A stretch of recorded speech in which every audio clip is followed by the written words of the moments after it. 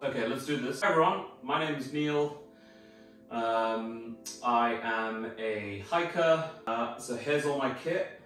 I did a little top-down photograph earlier. Hopefully that'll be used as my thumbnail. And I'm going to try to keep this relatively quick and not try to waffle too much. Let's see whether I can do that. This is my real kind of first foray into making videos about hiking stuff. So here we go. So this weekend, tonight, I'm heading off to Cumbria to do the Cumbria Way with my father. And between him and I, we're going to be camping most of the way. Hopefully there's going to be some campsites available for us to stay in. And this is all the kit that I'm going to be bringing. Some of it will be shared with my father, but he's quite old, so I don't necessarily want him to carry too much on his back. I'm not an ultralight hiker by any means, but I try to keep things as lightweight as possible. Just knowing that after 50, 60 miles, things start to get really heavy. After long days on the trail, things do feel a lot more heavier. So here we go, let's go. So the pack that I'm using is going to be the Osprey Exos 48 litre. It's a relatively new pack. And I've chosen to take this pack just because I feel like it carries a little bit better. I've just ordered a custom Atom packs and tried to stuff all of my gear into it, and it just doesn't fit. I bought the Atom Plus, I think it's the 50 litre, and I don't know, like, I love the pack, but it's way better for lighter loads. So I think I'm gonna have to figure out how to do ultralight a little bit better. So Osprey 48 litre Exos, I think this is really good. I used this on the Cotswold Way. It worked a charm. It was really, really comfortable. Quick sit pad made from my Thermarest X-Lite. Just chopped it to size, and this will be used in order to cook on and rest and maybe do some early morning yoga and stretches. Inside that pack, I've got a pack liner, little, I forget what these are called, Milaflume maybe. Really strong. I've used this one a couple of times already. And yeah, this will keep everything waterproof because the backpack that I'm using isn't particularly waterproof. Okay, next I am going to talk about my tent. This is the Dan Durston X-Mid 2P. So I managed to grab one of these during just after lockdown, I think. When they first came out, not the drop version, but when they released them on Cadisco, and I managed to pick one up. It's been awesome. It's been really, really good. Really easy to set up. Quite a large footprint, but because there's two of us, it makes a lot more sense. I also have the 2-person Pro version of this, which I haven't even used. I've had it for like 6 months. Haven't even pitched it. So in the UK, I'm thinking that a double-walled tent is a little bit easier with the condensation side of things. So this is what I'm going to be using. And then the footprint that I'm using is just a piece of Tyvek that I've cut to size as well. Really simple stuff, very light. All right, the final piece of my big three is my sleep system. Enlightened Equipment Enigma quilt, and underneath it I've got the X-Lite, the Thermarest X-Lite. And underneath that, I've got a Gossamer Gear foam pad as well, just to kind of stop my pad from slipping inside of the tent. So really, really cool, relatively lightweight. The pillow of choice is the Aeros, Seat Summit Aeros Pillow Premium, regular size. Really comfortable, I like that a lot. Right, coming through to some of the other stuff here. So in terms of clothing, I've got a couple of merino wool layers, really lightweight layers. The sock of choice is Injinji toe socks. I've got a couple of pairs of those. Sleep gear is some of the Rab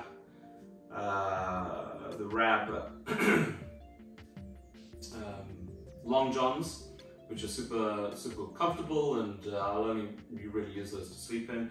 And then just a regular pair of running shorts. I've learned over the years that like clothes can be really heavy, so I'm just trying to kind of minimize the amount that I take. And in reality, like the weather's going to be great, and if it gets wet, it's probably going to dry out relatively quickly as well. So got a little beanie from Montbell, really lightweight. I'm going to take that with me as well.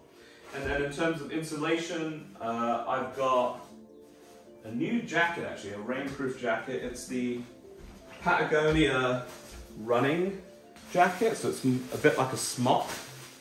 So it doesn't have a zip down the front, it's got a zip down the side, but it's really lightweight. I bought it in the extra large, thinking that because the running stuff is typically cut really slim, the extra large would be a much better fit for me. It is pretty big, but I think it's okay because it's a little bit longer in the back, so the water can drip away, and also if I want to wear my down jacket underneath it, then this fits really nicely. So I think this weighs like 175 grams or 200 grams, something like that. Really lightweight. Love this thing. What else? I'm using the Patagonia, I think it's a DAS synthetic down jacket. Very compressible, really warm, and it's kind of shower resistant as well, which is quite good. Food. So this is actually a lot of food. This is food for my father and I. It weighs like 2 kilograms. It's a whole bunch of meals. Some of these Summer to Eat and Firebox meals. I really like those, really convenient. And there's a couple of snacks and coffee and stuff. Hopefully, you know, we'll get through this and the weight in my pack will come down quite significantly. In terms of cooking gear as well, I've got a Sea to Summit collapsible kettle. It's not the lightest weight. I do have a Tokes titanium mug as well, but the volume on this is much better. I think this is 1.2 liters, and it comes with the cups, which nest really nicely inside. And then the MSR Pocket Rocket 2. Water filtration, I use the Catadine Be-Free, and I've partnered that with, or I've got the C-Knock or Canuck bottle as well, so I can gather up, scoop up dirty water, and then filter that into one of my plastic bottles. I'm just using regular smart water bottles, and then I've got a 1.5 litre bottle as well. A couple of other bits and pieces, juicy spades, you know what that is, shovel holes, a little cork ball just to iron out any problems that we might have with our legs and our backs. What else? A little medical kit as well. Tick removal thing is probably the most important thing given the time of the year. And I've got some paracetamol, some ibuprofen, leukotape, and a whole bunch of other stuff. Hopefully won't need to use any of this. And then a pair of sandals. I really like these Birkenstock vegan, I don't think they're even vegan, it's just like made out of injection molded foam. Really lightweight, not the most collapsible sandal, but really good for your feet when you've been wearing heavy boots all day. In my wash kit, I've got some basic stuff: toothpaste, toothbrush, sun cream. I am brown, but we still burn, so some sun cream and some after sun as well in here. I think that's the main thing, and also some wilderness wipes as well. And then the final thing, probably of interest, is the tech kit. So as far as technology that I'm taking, it's really difficult because this iPhone takes really amazing video footage, but I'm a really keen photographer as well. But my camera weighs, with the lens, about 1.2, 1.3 kilos.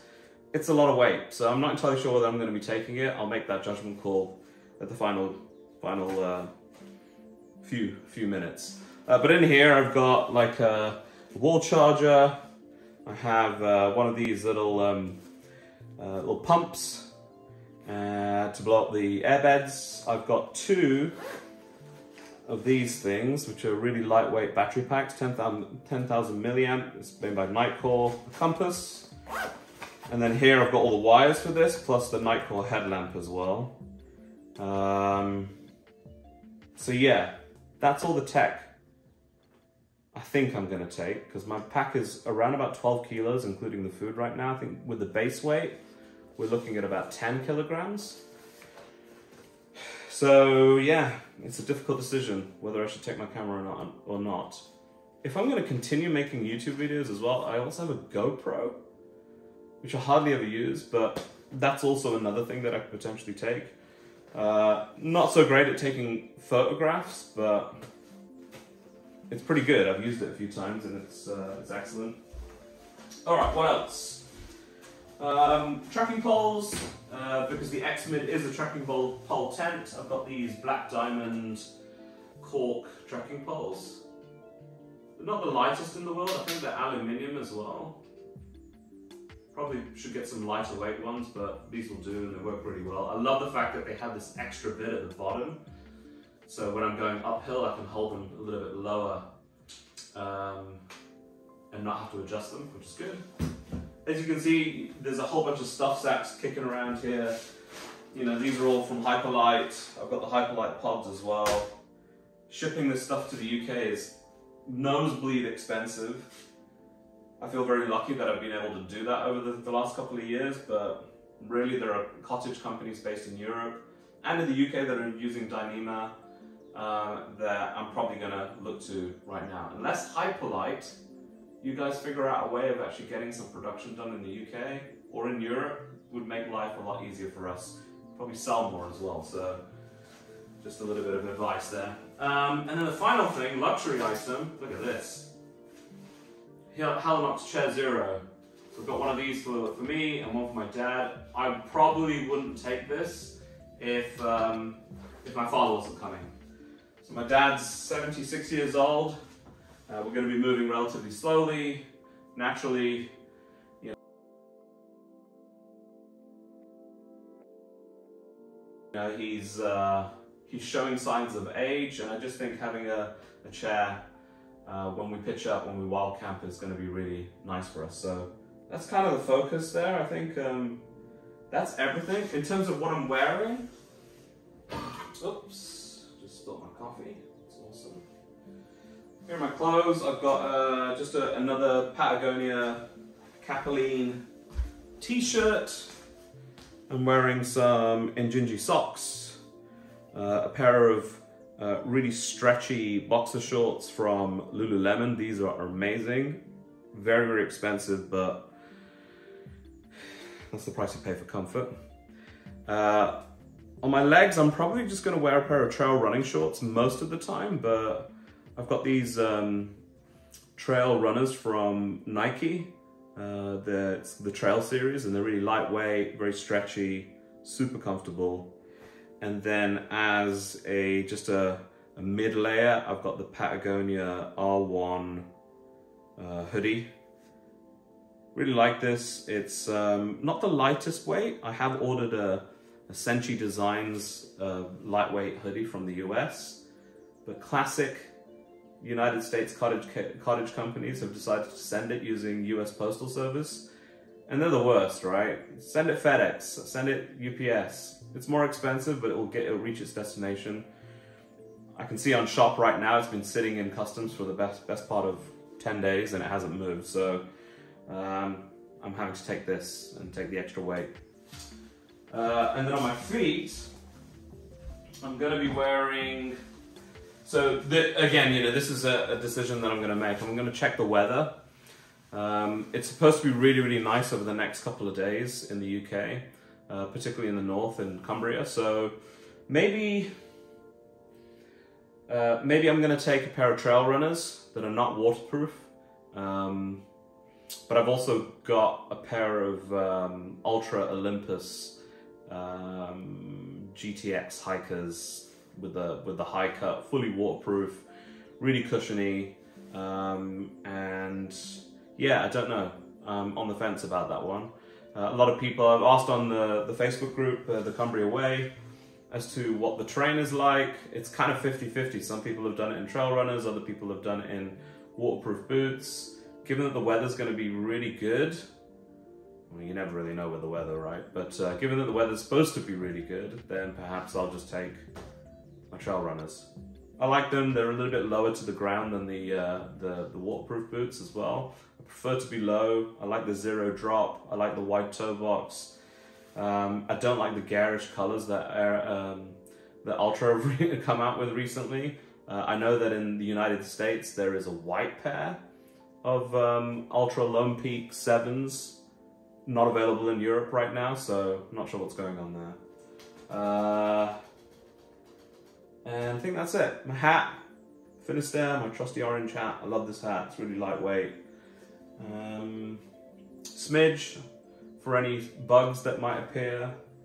Oh, and I haven't gone through this. I am waffling now. So on my pack, I keep a chest strap, chest pack. This is from Hyperlite as well. I think it's the Versa. Fully waterproof, really cool. I put this on my sternum strap, and in here I've got a guidebook to the Cumbria Way. I've got a pair of sunglasses. I'll put my phone in here as well. A bit of hand sanitizer. And in the front I've got the other Nightcore battery. Some cash and a charger as well. So these are all the things that I need kind of quick access to. I tend not to use the hip pockets on the Osprey backpack just because it's a pain to get into. So, and I don't like kind of reaching around like this. It's kind of a two-handed job, whereas if it's on my chest, it's right there, ready to go. It actually balances the weight out quite well. So you've got that heavy pack, got a few heavy items in the front as well. Works well. So yeah, hopefully